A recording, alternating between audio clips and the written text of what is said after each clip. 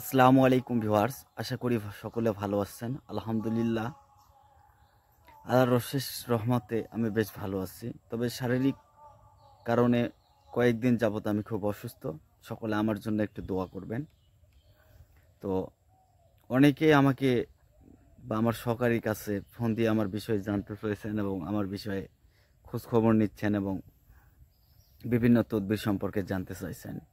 তো তাদের উদ্দেশ্যে বলবো যে যেহেতু আমি অসুস্থ, সেহেতু এরকমভাবে ভিডিও আপলোড করতে পারতেছি না।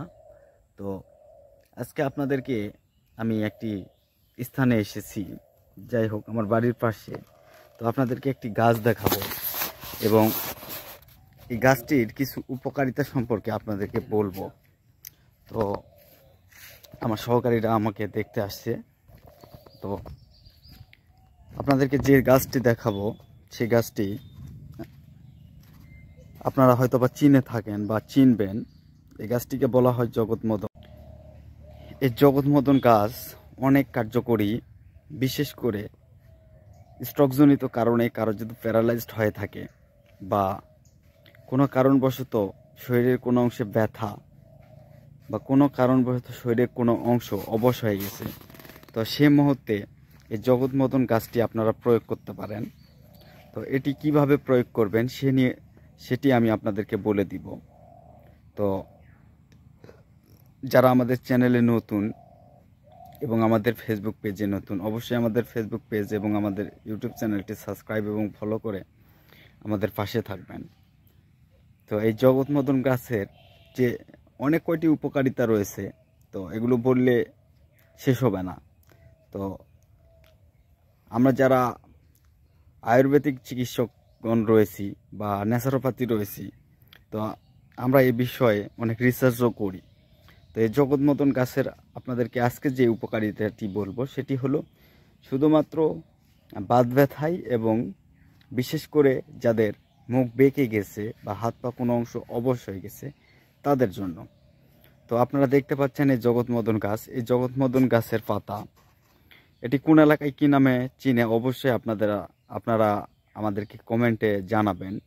তো আমাদের আয়ুর্বেদিক ভাষায় একে জগৎমদন নামেই পরিচিত বা জগৎমদন নামেই আমরা চিনি। তো এই গাছটি আমি আপনাদেরকে আরও কাছ থেকে দেখাচ্ছি। এখানে অনেক গাছ রয়েছে। তো ছোটোবেলায় এই গাছের আমরা অনেকেই হয়তো ফুলের মধু খেয়েছি, আপনারা মনে করলে মনে করতে পারবেন বা বুঝতে পারবেন।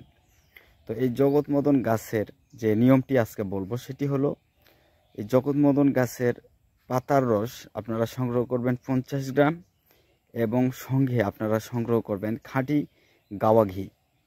তো এই 50 গ্রাম রস এবং খাঁটি গাওয়া ঘি, তার সঙ্গে আপনারা মিল করবেন 10 গ্রাম আদার রস এবং তার সঙ্গে আপনারা 2 থেকে আড়াইটি গোলমরিচ এবং সঙ্গে দিবেন কর্পূর। এই কয়টি উপাদান মিশ্রিত করে একটি অয়েল তৈরি করবেন এবং এই অয়েলটি যে স্থান অবশ বা যে স্থান বেঁকে গিয়েছে সেই স্থানে সকাল বিকাল এবং দুপুর, যদি অতিরিক্ত হয় তাহলে দুপুর, আর যদি অতিরিক্ত না হয় তাহলে সকাল আর বিকাল আপনারা মালিশ করুন। ইনশাল্লাহ আল্লাহ দয়া হবে, রহম হবে, করম হবে। মাত্র কয়েকদিনের মধ্যে রোগী আগের মতো সব কিছু ফিরে পাবে। তো সবাই ভালো থাকুন, সুস্থ থাকুন। আপনাদের কি রিলেটেড ভিডিও প্রয়োজন অবশ্যই জানাবেন। সাময়িক কারণে শারীরিক অসুস্থতার জন্য হয়তোবা ভিডিও দিতে পারতেছি না। তো আপনারা দোয়া করবেন যাতে অতি দ্রুত সুস্থতা লাভ করতে পারি। এবং বর্তমানে অসুস্থতার কারণে আমি রুগীও দেখতে পারতেছি না, আমার সহকারীরা রুগী দেখতেছে। তো সবাই ভালো থাকুন। আল্লাহ হাফিজ।